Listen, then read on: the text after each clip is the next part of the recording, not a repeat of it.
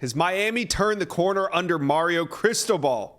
So far, so good this season. And this weekend, Miami takes their undefeated record up against Georgia Tech, another ACC test. This one will be at home. And since it's a home game, we know the recruits will also be in attendance. And in today's video, we're going to focus on the most important visitors. And I'll also break down a major D-line target that comes off the board on October 14th. That's Aiden Breland. He'll be committing in under 2 weeks. So Miami fans, hit subscribe to the On3 Recruits channel. We love your passion for recruiting, and we're here to cover it. So hit that subscribe button for me. All right. From Cane Sport, let's bring on insider Stephen Wagner. Stephen, we'll start with Nye Carr. Fresh off his decommitment from Georgia, he was at Auburn last weekend. The four-star wide receiver out of the state of Georgia will be at Miami this weekend. What are your sources saying on where the Canes stand as we head into this big visit weekend? Right now, I can say Miami is the front runner to land Nye Carr. He's come out and said it himself. He thinks that Miami is in the best position for him.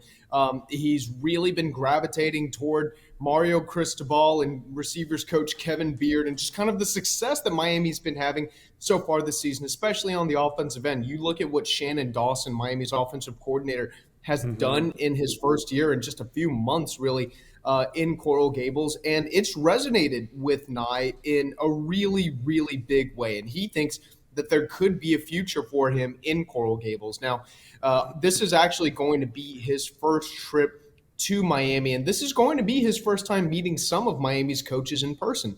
I believe this is going to be his first time getting to meet Mario Cristobal in person. So this is definitely going to be an instance where a lot of these personal interactions, these face-to-face interactions, this FaceTime that he gets is going to be incredibly valuable to Miami's chances in just the overall bigger recruiting picture for Nye. I think if things go well, Miami can separate a little bit from the pack potentially. However, it's still unclear when he's going to go ahead and make that announcement.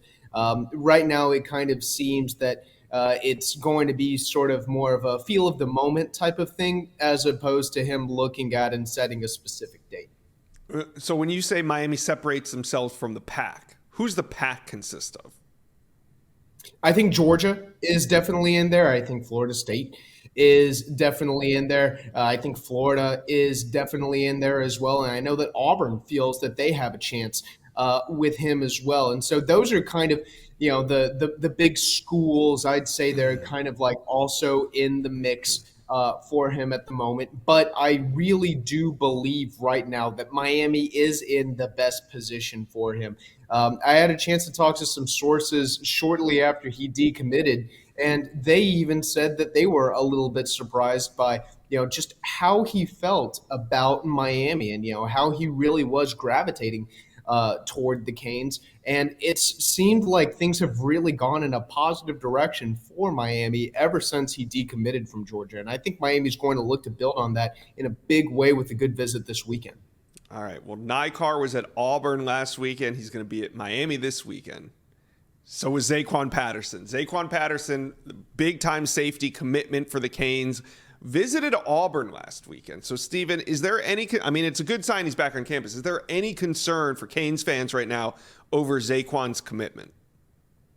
I can tell you that there's not a lot of anxiety in that locker room in Coral Gables sort of about Zaquan and his status with Miami. He disclosed to the Canes that he was going to be taking this visit to Auburn. Miami's aware that he's going to continue to take looks at different programs, and there's not a ton of insecurity there at the moment with Zaquan. They know that this was something that they could probably expect whenever Zaquan initially committed to them back in late August. And it looks like he's probably going to continue to take a few more visits throughout the fall. But I would view it as a very, very good sign to Miami fans that he's getting back to campus for a second game day visit already this fall since he's been committed. He was on campus for Miami's September 9th win over Texas A&M. He's going to be back on campus again this weekend, and he's also going to be accompanied by Jeremiah Smith, the number one overall recruit in the country.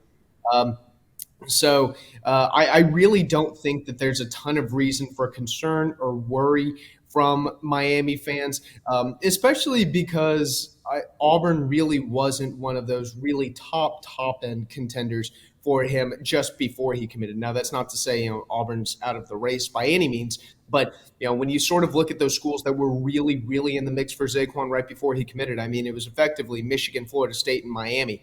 And I definitely think Auburn, still, if he's taking a visit to a school at this point in the year, he's definitely willing to consider them. But Right. if I was Miami, I would not have tremendous anxiety about Zaquan going to visit Auburn, especially because he's just been so transparent with Miami's coaching staff about where he plans to visit.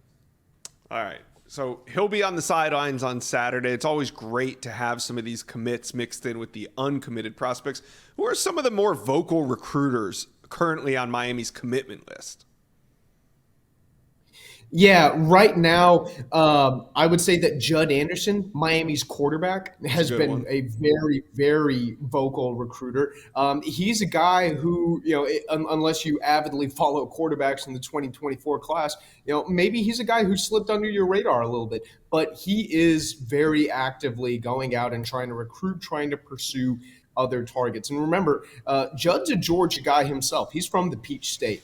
And so he has a lot of connections in the state of Georgia. And so he's really been going out. He's been trying to make as many connections as he can with as many different prospects and really trying to get some of that elite talent down to Coral Gables. I mean, he's also done, I think, a really good job of just kind of being a facilitator and really building bonds with Miami's current commits. But I would definitely say that Judd Anderson has been the biggest one. And then you also have guys like JoJo Trader and Zaquan Patterson, who are two of Miami's four highest ranked commits at the moment. They've been actively recruiting Jeremiah Smith to Miami from the moment that they committed. And while they both acknowledge that they think it's going to be pretty hard, and Trader even joked to me the other week whenever I had a chance to get out to Chaminade and see him. He said, if I'm able to recruit Jeremiah Smith to Miami, if I'm able to flip him away from Ohio State, you can call me the best recruiter in the country. We will. We definitely will. Speaking of Jeremiah Smith, the big dog himself, the number one wide receiver in America, will be back on campus this weekend. He'll be at the game on Saturday night. Would you say right now that Miami's in a better spot with Jeremiah Smith now that a couple games have gotten played?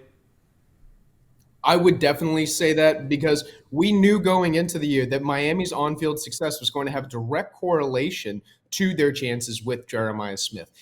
This was a guy who kind of the feeling that I got earlier in the year was, man, this is a guy who, really would like to go to Miami.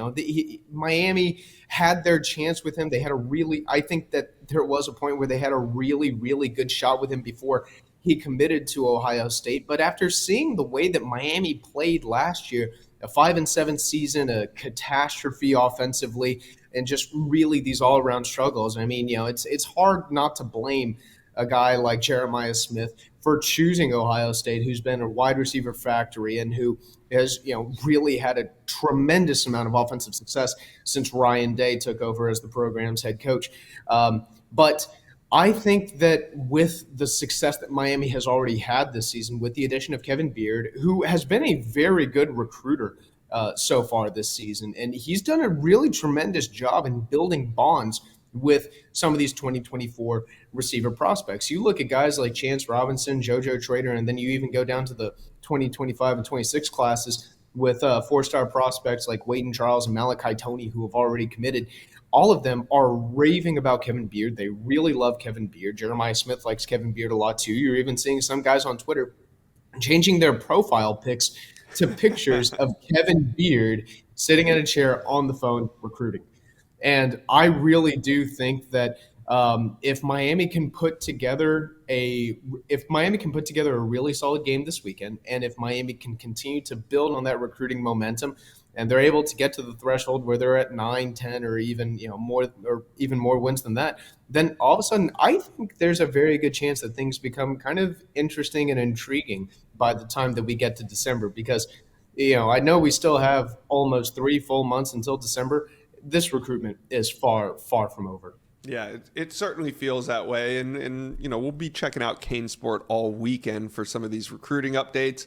One last guy I want to talk to you about will not be in Miami this weekend, and that's four-star defensive lineman Aiden Breland out of the state of California. The modern day star is set a date to commit. He's going to make his decision known on October 14th. And currently, as it stands on the recruiting prediction machine, Georgia leads just a thin margin, though, 26%.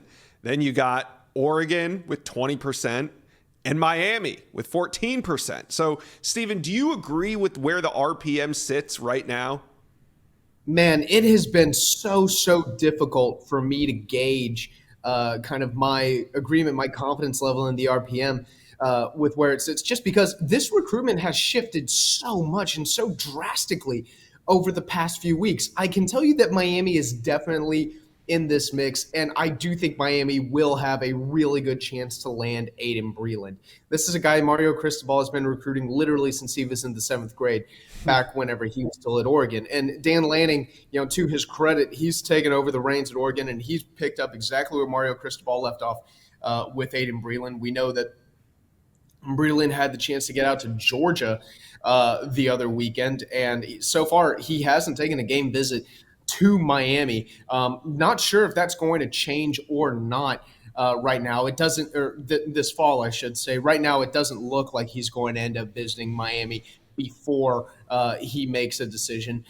So I definitely think that this race is going to be really tight. And it's been difficult to really get a good feel for where things sit with these three schools, just because it seems like, something new is coming up every week, something shifting a little bit every week.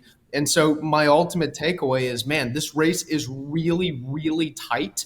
But I do think that Miami is going to be in this thing until the end. I think that Miami is going to give themselves a tremendous shot. And, I sat down and I did the math the other day, and it seems like landing a guy like Aiden Breland is going to be a part of a Miami path to a top 10 recruiting class. So there is tremendous pressure on Miami, on Mario Cristobal, to be able to land a really high-end blue-chip prospect like an Aiden Breland or L.J. McCray, the newest five-star hot commodity defensive lineman. There's a lot of pressure to land at least one of those guys, and I can tell you that Miami is definitely turning up the heat there.